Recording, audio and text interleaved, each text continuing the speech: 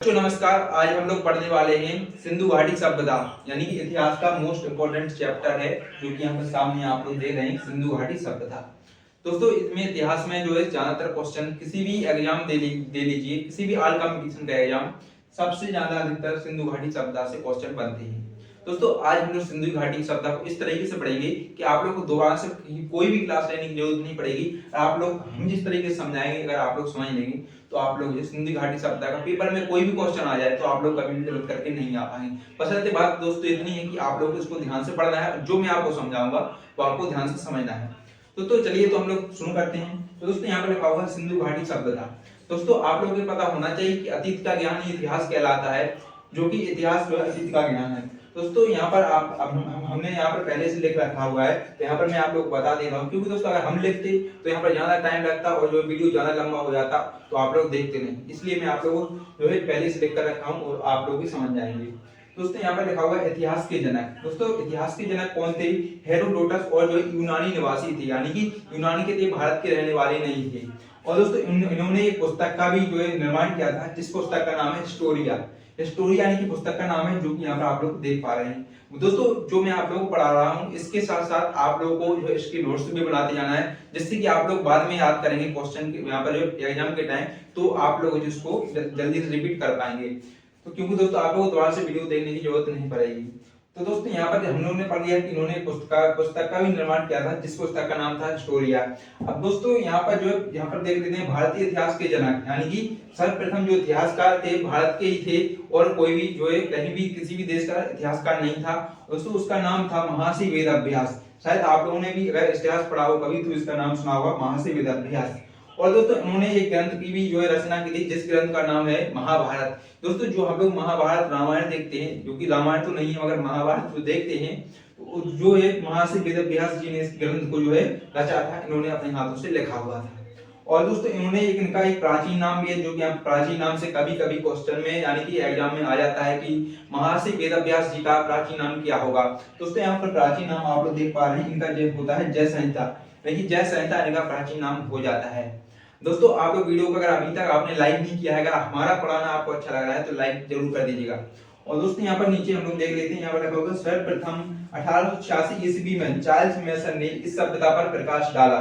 यानी कि इस सभ्यता की जो खोज है, खोज तो यहाँ पर हेरोडोटस ने कर दी थी, मगर इसको जो वहां पर कुछ समय के लिए बंद कर दिया गया था।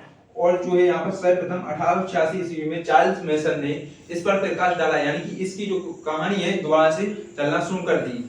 और दोस्तों यहाँ पर नीचे देख लेते हैं, यहाँ पर लगा हुआ है भारतीय पुरातत्व विभाग का जनक क्या है, यानी कि भारतीय पुरातत्व विभाग का जनक कौन है? तो यहाँ पर लिखा हुआ है लॉर्ड कनिंघम 1861 ईस्वी में जो है इनके जनक थे। अब दोस्तों इसके साथ यहाँ पर नीचे देख लेते हैं कि इनका मुख्यालय कहाँ था, यानी कि भारतीय पुरातत्व विभाग का मुख्यालय है वो कहाँ पर स्थित था। क्योंकि दोस्तों जो पुराने मुख्यालय थे तो वो काफी जो इनका नाम भी यहाँ पर अटपटे से रहते हैं, मगर इसका नाम है यहाँ पर नई दिल्ली, यानी कि जो पुरातत्व का विभाग था वो नई दिल्ली में स्थित था। ठीक है दोस्तों आप लोग ध्यान से इस वीडियो को समझते जाइएगा, क्योंकि दोस्तों मैं जिस तरीके से आपको बता रहा हूँ और भी आप लोग कहीं भी इस क्लास में जो है कोई और यूट्यूब पर आपको देखने को नहीं मिलेगा। अब दोस्तों यहाँ पर लिखा हुआ है कि इसका नामकरण कैसे हुआ है, यानी कि सिंधु घाटी सभ्यता कहाँ से आई, कैसे आई, वो इसका नाम किसने दिया, कब दिया। चलिए दोस्तों हम लोग समझते हैं, क्योंकि दोस्तों यहाँ पर नामकरण यानी कि सिंधु घाटी सभ्यता कब से चली और इसका नाम क्या था, और उसका नाम बदलकर भी क्या रखा गया है। दोस्तों अधिक बार क्वेश्चन में जो है पेपर में आया हुआ है। दोस्तों यहाँ पर लिखा हुआ है 1924 ईस्वी में जॉन मार्शल ने लंदन वीकली समाचार पत्र में घोषणा करके सभ्यता का नाम सिंधु घाटी सभ्यता रख दिया गया था। तो दोस्तों जो पहले जो इसकी सभ्यता का नाम था वो सिंधु था, और जो है यहाँ पर इसका नाम रखकर सिंधु घाटी सभ्यता कर दिया गया, यानी सभ्यता इसमें शब्द जोड़ा गया था। कब जोड़ा गया था? 1924 ईस्वी में जॉन मार्शल ने लंदन वीकली समाचार पत्र में जो है इस तरीके से अभी कोई भी न्यूज छपती है, जैसे कि आज के कोई भी, तो उसमें न्यूज में निकाल देते हैं कि इसका नाम ये हो गया है, जो है हमने कोई भी जो है कुछ भी होता है उसी प्रकार से जो है लंदन वीकली समाचार पत्र में इसका जो है उन्होंने निकाला था कि मैंने आपको सभ्यता का नाम बदलकर सिंधु घाटी सभ्यता कर दिया है। वो किसने किया था? यहाँ पे जॉन मार्शल ने। और कब किया था? 1924 ईस्वी में जॉन मार्शल ने किया हुआ था। ठीक है दोस्तों, तो आप लोग ध्यान से समझते जाइएगा, क्योंकि अधिक बार एक क्वेश्चन पूछा गया है कि इसका नामकरण, क्योंकि पहले नाम क्या था और जो कब इसका नामकरण किया गया था। ठीक है दोस्तों, अब दोस्तों हम लोग आगे देख लेते हैं। यहाँ पर लिखा हुआ है यहाँ पर इसकी आकृति कैसी थी, यानी कि सिंधु घाटी सभ्यता तो था मगर इसकी आकृति कैसी थी, कि त्रिभुजाकार थी, क्या यहाँ पर चतुर्भुज थी, किस प्रकार की आकृति थी। तो यहाँ पर लिखा हुआ है आपके सामने त्रिभुजाकार इसकी आकृति थी। त्रिभुजाकार यानी कि दोस्तों इस प्रकार की इसकी आकृति थी। अब दोस्तों यहाँ पर जो सभी जो चारों तरफ इसका विस्तार फैला हुआ था, तो मैं आप लोग अभी आगे बताऊंगा कि इसका विस्तार किस जगह फैला हुआ था, किस जो है किस दिशा में और किस नदी के किनारे, क्योंकि दोस्तों इनका जो विस्तार फैला हुआ था वो चारों तरफ तो फैला हुआ था मगर जो है जो इनका जो विस्तार था वो हर एक किसी नदी के किनारे जो है फैला हुआ था। तो मैं अभी आप लोगों को आगे बताऊंगा कि यहाँ पर कौन सी नदी के किनारे कौन सा जो है स्थल बना हुआ था।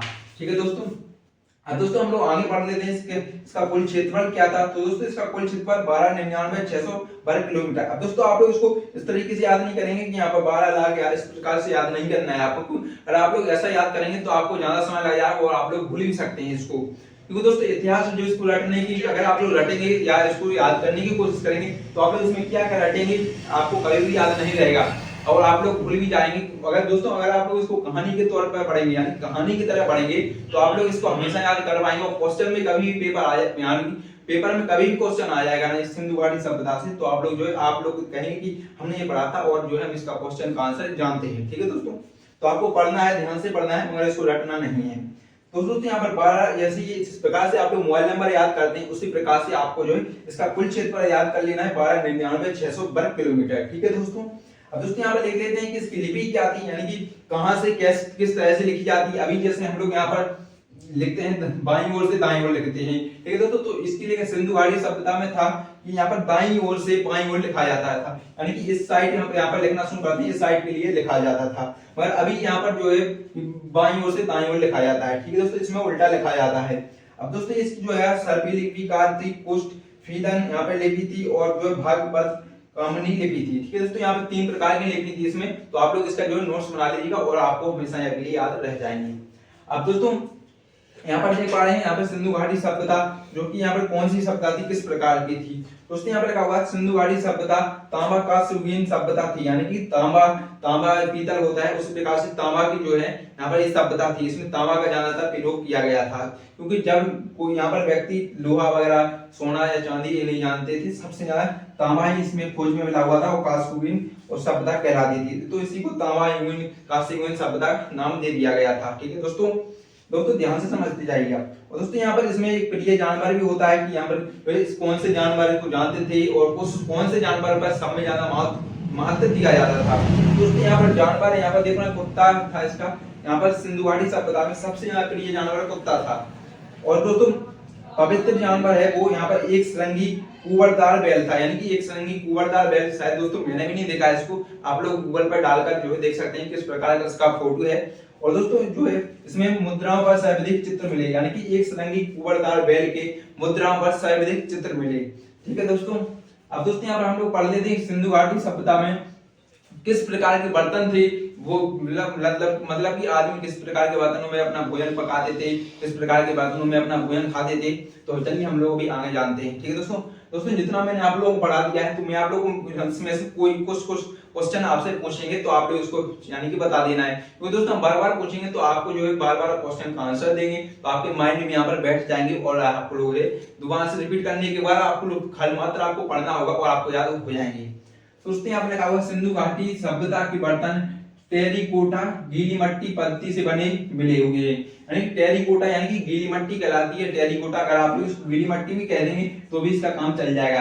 अब दोस्तों इसमें पेपर में आ जाए जैसे कि सिंधु घाटी सभ्यता में किस प्रकार के बर्तन थे, तो यहाँ पर आप लोगों के सामने लिखा हुआ है टेरिकोटा या गीली मट्टी पत्ती से बने हुए बर्तन मिले हुए थे। ठीक है दोस्तों, अब दोस्तों यहाँ पर लिखा देख लेते हैं हम लोग सेकंड पॉइंट देख लेते हैं। यहाँ पर लिखा हुआ सिंधु घाटी सभ्यता नगरीय सभ्यता थी, यानी कि दोस्तों कभी-कभी पेपर में ये भी आ जाता है कि सिंधु घाटी सभ्यता किस प्रकार की सभ्यता थी, नगरीय सभ्यता थी या विदेशी सभ्यता थी या किस प्रकार ग्रामीण सभ्यता थी। तो यहाँ पर आपके सामने लिखा हुआ है सिंधु घाटी सभ्यता नगरीय सभ्यता थी।